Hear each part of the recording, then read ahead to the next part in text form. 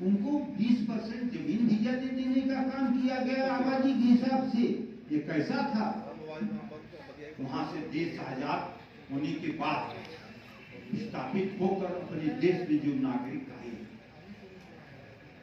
दिल्ली के सोचिए कहां मस्जिद में शरण लेने का काम किए। जाड़ा के दिन में उनको पानी की बौछारों से नहलाकर लाठी चार्ज करके बाहर निकालने का काम उस समय के तथाकथित सरकार जो चार्ज में थी। ये कितना अत्याचार हिंदू समाज के ऊपर हुआ, ये सोचनी बात है। स्वदेशी जो आज माननीय नरेंद्र भाई मोदी कर रहे हैं, प्राचीन भारत में हर गांव अपने पैर पर था, आत्मनिर्भर, बाहर का सामान कुछ आता था नहीं, वहीं का सामान वहीं का इस्तेमाल होता था।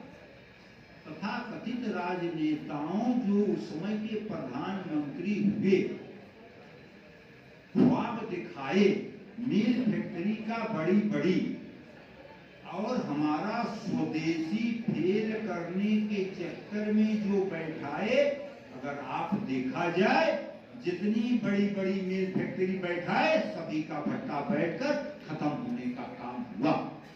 और जो आत्मनिर्भर भारत था स्वदेशी वाला, उसको धरातल में अगर भेजने का काम किया तो समय के प्रधानमंत्री और उसके पीढ़ियां बाद में करने का काम किया, जो कोई इतिहास माफ नहीं करेगा।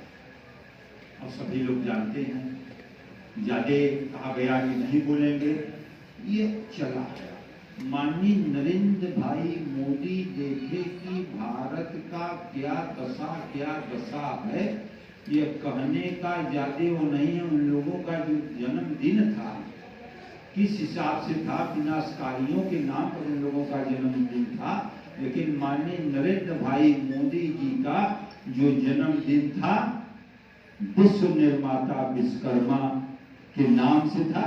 तो पुनः भारत देश को, जर्जर भारत देश को विकसित भारत 2047 तक बनाने का जो संकल्प लिया है, 1947 में जो भारत को जर्जर अवस्था में लेते चले आए, आज माननीय नरेंद्र भाई मोदी जी तमाम तरह से हर क्षेत्र में विकसित।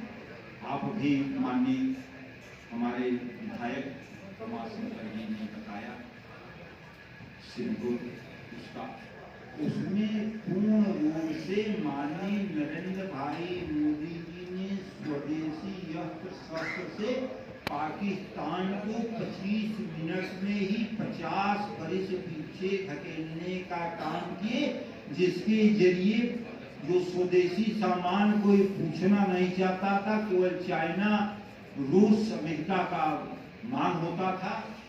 उसके बाद भारत देश का 50,000 करोड़ का आर्डर मिलने का काम हो गया। यह भारतीय सेनाओं का और स्वदेशी का है। आप सभी लोग जानते हैं, अभी तक होता था कि जाहिर लोग केवल ये काम करते हैं, आतंकवादियों का।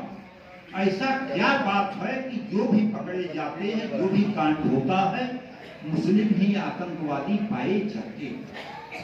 कारण उसका है, इसकी तह में जाना चाहिए। जो इनका मदरसा चलता है पूर्ण रूप से आतंकवादियों का अड्डा बनकर देश को ध्वस्त करने का काम अगर कोई करता है, इनका मदरसा के जरिए कराया जाता है। इनका मदरसा को पूर्ण रूप से प्रतिबंध लगाकर बंद कराने का काम